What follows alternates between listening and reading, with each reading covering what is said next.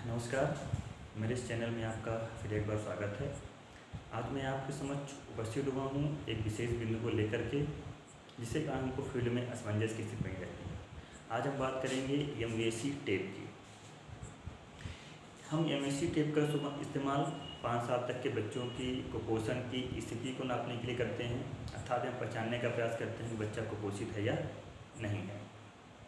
तो हम शुरू कर रहे हैं इसको। पहली चीज़ तो ये आपके सामने एक एमएसी टेप है। इसमें पहली चीज़ तो ये सेंटीमीटर में होता है। और आपको अवगत करा दें, कुछ विशेष पार्ट होते हैं। इसमें पहला एक चौकोर बॉक्स होता है। चौकोर बॉक्स में एरो का निशान होता है। उस एरो के निशान को हम जीरो बोलते हैं। स्पष्ट रूप से देखिए, एरो का निशान है, उसे हम लोग जीरो बोलते हैं। उसके नीचे सेंटीमीटर लिखा हुआ है और उसके बाद सेंटीमीटर बाद एक कटा हुआ है। उसके बाद फिर सेंटीमीटर में हमारा 6 से लेकर के 26 तक संख्या लिखी होती है, जो सेंटीमीटर में होती है। इस एमएसी टेप का उपयोग हम लोग बच्चे की भुजा की मध्य भाग को नापने के लिए करते हैं। जैसे कि एमएसी इंग्लिश में ही शब्द स्पष्ट बता रहा है। एम मतलब मिडिल, यू मतलब अपर, एम मतलब मिडिल बीच वाला पर, यू मतलब अपर, ए मतलब आर्म, सरकमफ्रेंस मतलब गोलाई। बच्चे की भुजा के मध्य भाग की गोलाई को नापने के लिए हम इसका इस्तेमाल करते हैं। होता क्या है कि हम बिना सही माप ना करने के कारण हम बच्चे को फील्ड में कुपोषित करार दे देते हैं और पता चलता है कि एनआरसी में जब हम भेजे, एनआरसी प्रबंधक द्वारा स्पष्ट रूप से बता दिया जाता है कि बच्चा कुपोषित नहीं है। तो हमें खीज उठती है और हम सामने वाले को दोष देते हैं। लेकिन स्पष्ट तरीके से आज मैं बात करना चाह रहा हूँ कि कैसे हम नापें कि हमारा माप सही हो और बच्चा कि हम कुपोषित पहचान कर सकें। तो इसके लिए सबसे पहले हमको यह ध्यान देना होगा कि हमें बच्चे की बाँह पता करनी पड़ेगी कि कहाँ पे नापा जाता है। सबसे पहली चीज़, बच्चे की बाँह हम लोग ऊपर पता करें कहाँ से हमको जीरो कहाँ से मानना है, शुरुआत करनी है। बच्चे की पहले हम बच्चे की बाईं भुजा लेते हैं। बाईं भुजा को पहचानने के बाईं भुजा हमको नापना होता है, इसलिए बच्चे की बाईं भुजा को मुड़वा लेते हैं अपनी ओर और बच्चे बोलते हैं बच्चे की माँ को 90 डिग्री में, मतलब बच्चा अपना हाथ मोड़ ले। बच्चा 90 डिग्री में अपना हाथ मोड़ लिया है, देखिए। इसके बाद हम पहचान करते हैं हमको शुरुआत कहाँ से करनी है। मध्य भाग निकालने के लिए भाई हमको मध्य कब पहचानेंगे, जब ऊपर का और नीचे का हमको पता हो।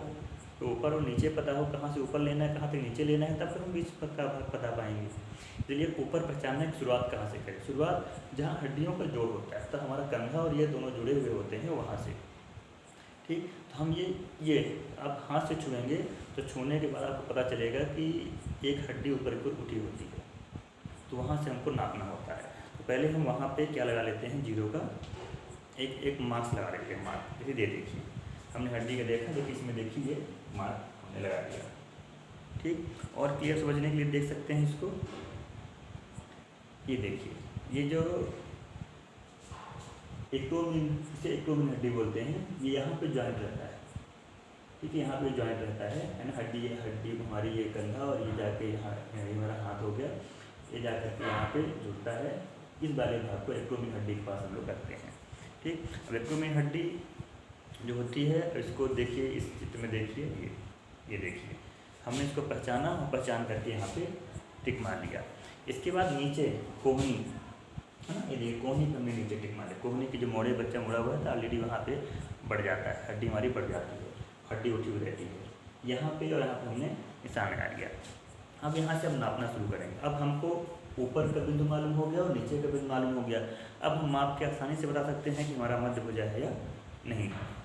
अब देखिए, अब एमएसी टेप को कैसे रखना है। एमएसी टेप को जो हमने पहचान की थी, जो एमएसी टेप का एरो होता है, चौकोर पे जो एरो लगा हुआ रहता है, उस एरो पे देखिए, तो एरो को हमने चिन्ह पे, जहाँ चिन्ह लगा था वहाँ पे रखा, अर्थात हमारे 0 मार्क्स हो गया। 0 से शुरुआत हो रही है, मतलब 0 सेंटीमीटर।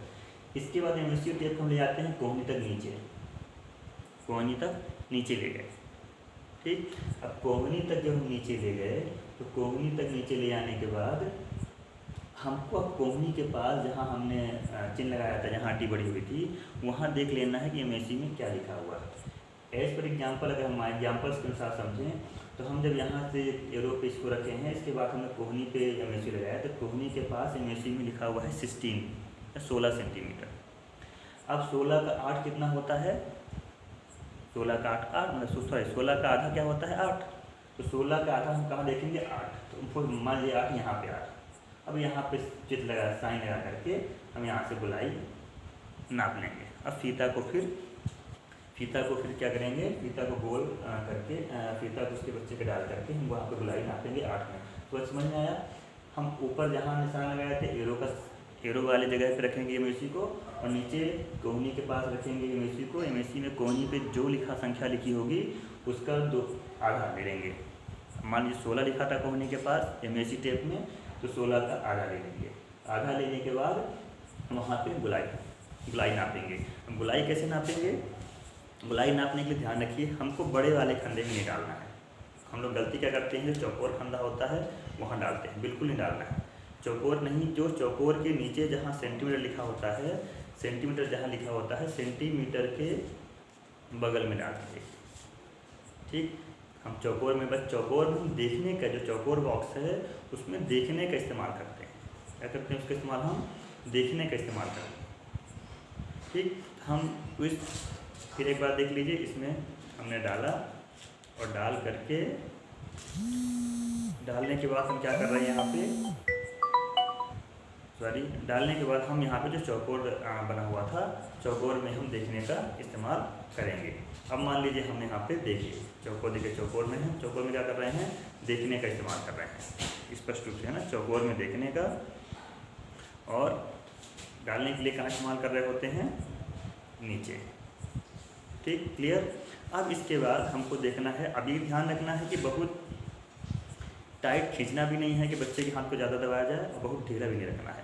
समान अवस्था में रखना है, ना बहुत ज़्यादा खींच दें कि पूरा टाइट हो जाए, चमड़ी से उड़ जाए, और ना ही बहुत ढीला रखना है। इसके बाद हम जब चौकोर वाले भाग से देखेंगे, अब हमको यहाँ पे देखना है कि अगर हमने देखा, ये देखिए नीचे लिखा हुआ है, स्पष्ट रूप से इसमें है। जैसे देखिए, अगर हमने देखा कि अगर लाल में आ रहा है, अगर चौकोर वाले भाग हम देखिए एरो के सामने देखेंगे, एरो के सामने जो हम नाप रहे, गोलाई नाप रहे होते हैं, तो गोलाई नापने के बाद अगर वो लाल में आ रहा होता है, जैसे देखिए हमने इसको इसमें डाला, और डालने के बाद ये हम चौकोर बॉक्स को देख रहे हैं। अगर वो एरो का निशान जिस संख्या के सामने लिखा है वो संख्या हम लोग पढ़ते हैं, एरो के निशान के सामने की संख्या को पढ़ जाती है। अगर वो संख्या 11.5 सेंटीमीटर से कम हो, अर्थात 11.5 सेंटीमीटर से कम हो, तो कुपोषित है, मतलब गंभीर कुपोषित है, उसे एनआरसी में भर्ती करने के लायक है ना। अगर 11.5 सेंटीमीटर से कम हो तो उसे हम गंभीर कुपोषण बोलते हैं, अर्थात उसे हमको एनआरसी में भर्ती करने के लायक तो है, उस बच्चे को एनआरसी में भर्ती करना है। लेकिन अगर, और वही 11.5 से कम जो देखेंगे उसी टेप में वो लाल रहता है। ये लाल इसीलिए है, हमारे खतरे की घंटी बजा देता है। उसी तरीके से अगर 11.5 से लेकर के 12.4 के बीच में है, जो पीला दिखता है, 11.5 से लेकर के 12.4 के बीच में है, तो मध्यम कुपोषण है, जिसे लोग मैम बोलते हैं, तथा इसकी घर में देखभाल करने की आवश्यकता है। घर में अगर देखभाल नहीं की गई, उसे पर्याप्त पोषण नहीं मिला, निश्चित है बच्चा नीचे लाल में चला जाएगा और गंभीर कुपोषित हो जाएगा, उसे एनआरसी में भर्ती करने के लायक हो जाएगा। इसके बाद अगर 12.5 या 12.5 से ऊपर आता है उसका नाप, इसका मतलब बच्चा सामान्य है, बच्चा कुपोषण की स्थिति में नहीं है। तो इस तरीके से हमको जांच करनी है, और मैं इस पूरी ये ब्योनिका है, इसका मैं डिस्क्रिप्शन में PDF फाइल अपलोड कर दिया हूँ, और डिस्क्रिप्शन में आप PDF फाइल में इसको देख सकते हैं। और आशा करूँगा कि आपको वीडियो पसंद आएगी और आप इसे कुछ सीखने का प्रयास करेंगे। धन्यवाद।